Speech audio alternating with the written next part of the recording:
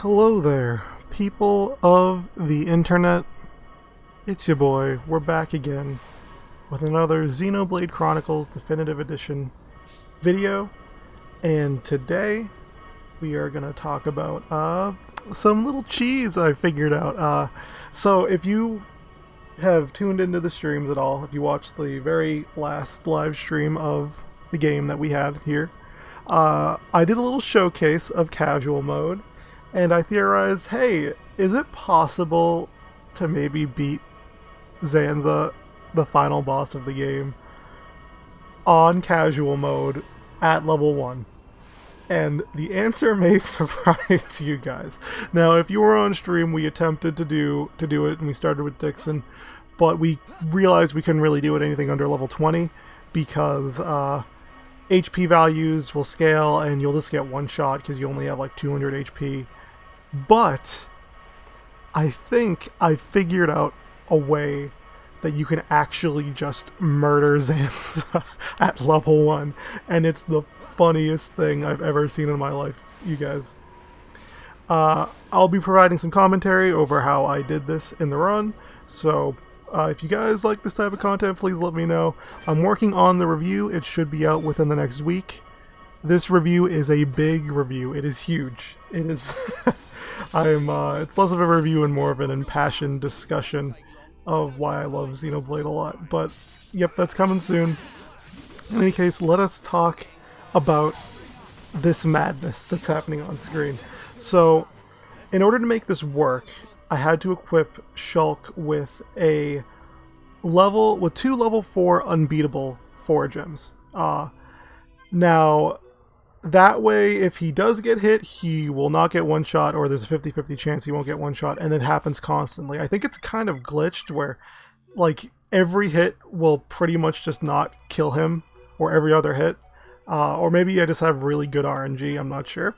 In any case, unbeatable 4 gems on Shulk helps. And then, unfortunately, your party, the level of your party will only really scale to the point that you got them in. So, you and Ryan can be level 1, but Dunban, who is another person you kind of need, in order to do this, the lowest he can go is level 20, so this isn't fully legit level 1, but it mostly is. I mean, come on, you're doing this level 1. And Dunban's getting one shot anyway, so it doesn't really matter. So, in any case, the fight starts off here, and the second that, if you try to do this at home, the second that you see him spawn the Zanza Guardians, the fight's over. So, what you want to do is focus on going into the fight with max chain attack, hope that one of your party members crits Zanza right away, and then you want to mash that chain attack button as soon as you can in order to guarantee that you can just topple him straight out so he doesn't summon the Guardians, because the Guardians will just hit your team and you'll die.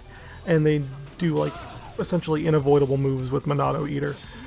And it's very annoying to have to deal with, so it's best that you just get him down before he can even do that. What I'm doing right now is I'm essentially just running away and hoping that the Guardians and Zanza can beat my team, because otherwise they'll try to revive me if I die, and then we'll waste a chain attack gauge going into the next attempt. So my response to this is, like, I've intentionally missed the B button prompt because I want Dunban to die, but he's being really stubborn. So then everyone else died, and now I can freely die. Yep. That way I can go into the next attempt with full chain attack. And once again, so this is going to be a jump cut, because it took me a few attempts to actually get this done, unfortunately. It was very, very difficult to kill Zanza. It took many, many, many attempts, and I kind of feel like I got lucky at one point. But in any case, so this is the attempt that I actually do it, just to showcase. I walk around, I make my teammates go to be the ones that aggro him first. I'm mashing the button to start chain attack, and luckily he didn't summon any of the Guardians there. So then we go straight to Dunban topple, and then Ryan does his topple. Then you press the prompt, hope that you can extend chain attack. Now, since the chain attack started there, I extend it with Monado Cyclone, which also helps extend his topple. And then I can extend that into Tempest, or Tempest Storm, yeah. And then Sword Drive with Ryan, and it sends me back to Shulk, who I can do a physical art, but I don't think it... Oh, it does chain again. Okay, never mind. and then he does Blossom Dance, or that, sorry. I'm messing up all of my moves right now, all of my arts. Uh, he did Gale Slash, and then I think I had Ryan do Larry at the very end.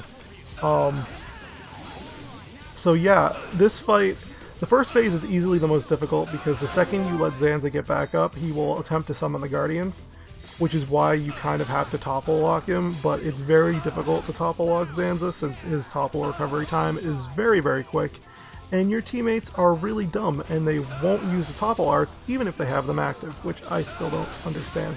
Like, you have them outside of chain attack, just use them please. So he unfortunately gets back up here, but I'm able to quickly go straight back into chain attack and hit him again and knock him back down, and the amount of damage we've done in this chain attack is absurd, by the way, too.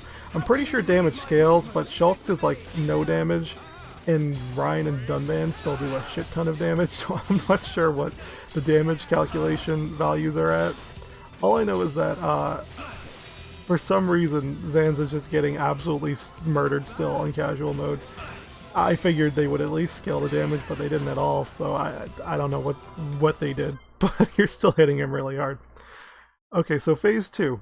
Phase 2 is the second most difficult phase. It's not as hard as Phase 1, but essentially what I want to do here is just make sure he gets down as soon as possible.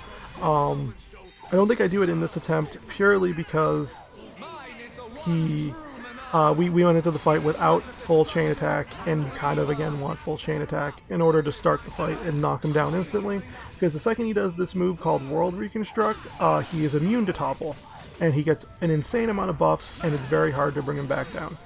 Fortunately, you really only have him to worry about in the arena this time. You don't really have to worry about any, like, you know, mob ads that he has around him defending him and doing damage to you, which makes the fight easier since Dunban can still somehow agility tank. Again, I don't know why they make it so that the agility stat is absolutely worthless, but they did. So again, I intentionally die here because I want to go back with near full chain attack. And oh, also I goofed and I forgot to set my level back to 1, because after doing the first phase your level goes up. So I set the level down, and I'm going to jump cut to another attempt that I did because it took me like 4... Because it just turned like it took like 4 or 5 attempts for me to do this properly. So with Zanza here, we start off with a full chain attack gauge, and then we're able to topple him. And the rest is, again, self-explanatory. You want to keep him on the ground. You want to keep him from doing World Reconstruct, because when he does World Reconstruct, it pretty much causes the fight to be a lot more difficult. I think in the attempt that I did it, he actually did do World Reconstruct once, but because I had Jaws of Death and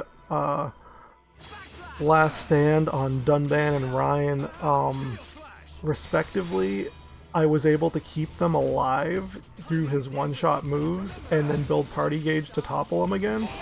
So yeah, you want to keep those moves on Dunban and Ryan too, because those moves will keep them alive for when he inevitably does his stupid Mechonis Buster and Bionis Buster attacks, which do like insane amounts of damage. While the game's kind of playing itself and, you know, everything I've already explained is being done again, let's talk about why this happens. Now, so if you guys didn't know, casual mode is really dumb.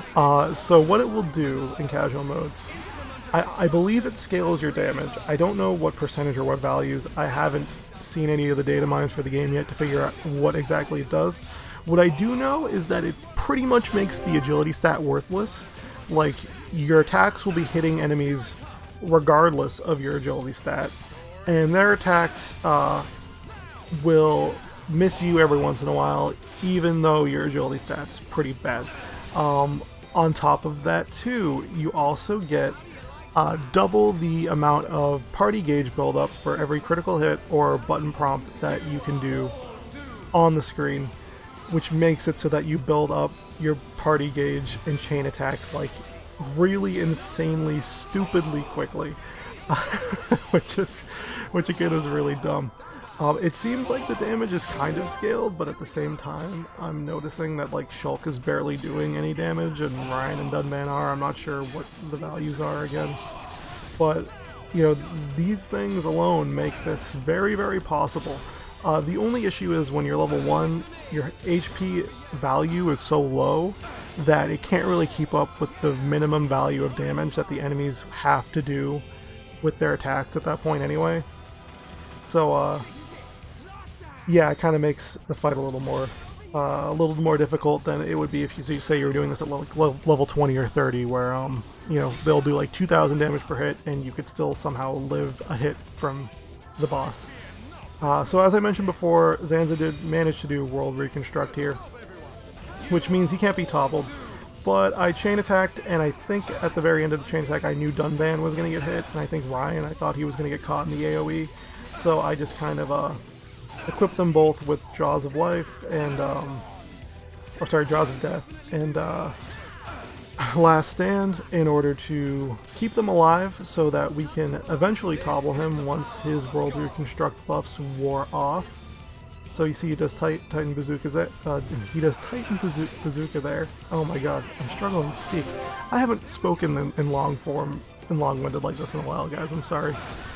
So I managed to get the chain attack off, and the World Reconstruct buffs are gone, so now I just have to focus on getting him a little below half health, because you don't actually have to fully deplete his health bar in stage 2.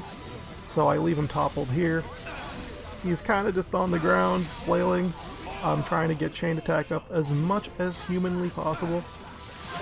It's, again, very easy to do as long as you can, you know, hit the critical moves there. You can kind of just keep him on the ground. As long as you do a correctly positioned split edge, air slash, and backslash, you can kind of guarantee that Zanza will be on the ground for most of the fight. And yeah, so this is where, again, so Titan Bazooka changes targets here, and you don't really have much to worry about. Ryan dies, but I can pick him up right away, it's fine. Again, because there's no ads in the arena with you guys, it makes the fight a lot easier. Okay, so yeah, again, the game's kind of displaying itself right now. I really enjoy Definitive Edition a lot. It's funny seeing all the new ways we can break the game with these weird changes they made between expert mode and in casual mode, and it's just really funny to me. I don't know. I enjoy seeing the weird stuff that can happen throughout this game. This being easily one of them. So again, we topple Zanza down to the bottom there, and we take enough health off that he goes into his instant thing move. But like, it's weird because you get a prompt there for a vision. We're going into cutscene. And here we are, the final phase. Final phase Zanza is actually really easy. Either that or I got super lucky. I started off with full party gauge, and I just kept him toppled the entire time. He just kind of died. It, again, was a very easy last attempt. I did it first time straight out of the fight. Yeah, so long story short, yes, you can beat Zanza, the final boss of Xenoblade Chronicles, at level 1 on casual mode, and it's kind of insanely stupid. All you really have to do is essentially topple lock Zanza out of doing any moves that would instant kill your party, and just equip Jaws of Life and Unbeatable 4 gems and keep your party from getting one-shot by him. It's that simple, dude. It's that simple. There's really, again, not very much to say, so I'm probably just going to end it off at this point. If you guys like this video, please let me know. The review's coming soon, I promise. Got some kinks to iron out, but thank you guys for watching this. I will see you in the next one.